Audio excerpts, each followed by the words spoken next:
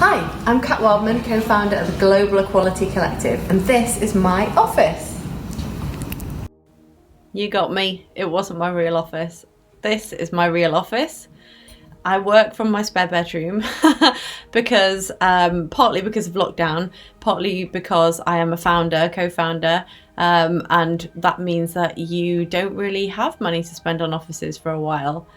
I mean, it's not all bad not having an office to go to. First of all, my commute is about 1 second. Second of all, I never have to blow dry my hair, which is wonderful.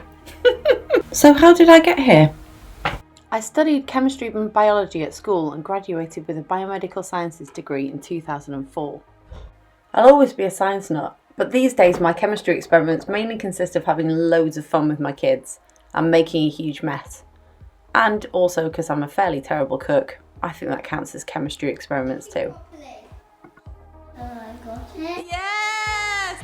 After university, I went straight into technology, which I didn't realise at the time, but it's actually a very similar thing to doing science. It's the same sort of mindset. So when I started off, I was a project manager, which involved a lot of organisation. 10 years of doing this later, I realised that I am very disorganised. But after about 2 years, I got a project to put the website of a national newspaper onto a whole new platform.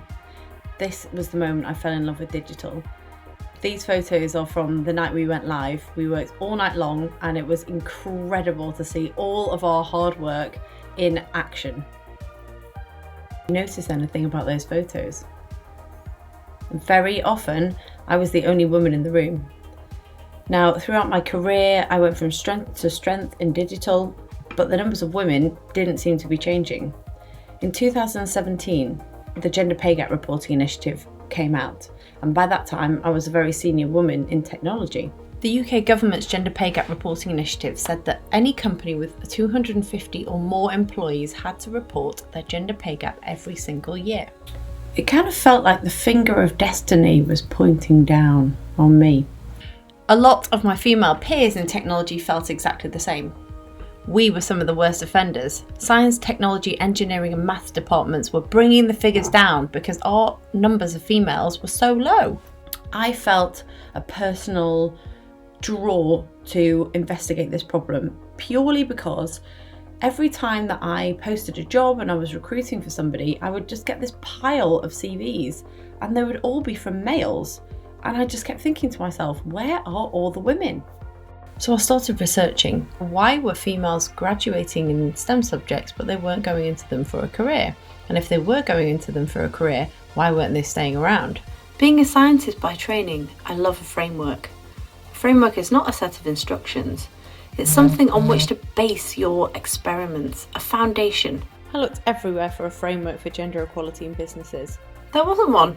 What I then realised was it was within my skill set to write one, so I decided to create my own. And it was around this time that I met Nick Ponsford on Twitter.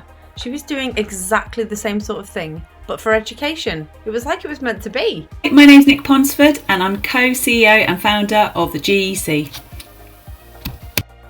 Over the next year and a half, I researched every day. Every subject matter expert we gathered to help us with a particular area of their expertise wanted to stay with us to see how the journey panned out. We ended up building an enormous collective of over 100 subject matter experts, authors and researchers and organisations. In the first week of lockdown, Nick and I got seed funding to build our platform so that organisations and schools could access it. For a 20-person company, it cost us £330 to be a member for a year. We launched our platform in September 2020. So that's my story of how I went from a STEM graduate to a technology founder. I hope it has struck a chord with some of you, and if I could advise one career choice for every single one of you, especially the females, it would be to go into technology. There really is a role in technology for every single person. It doesn't matter what your skill set is.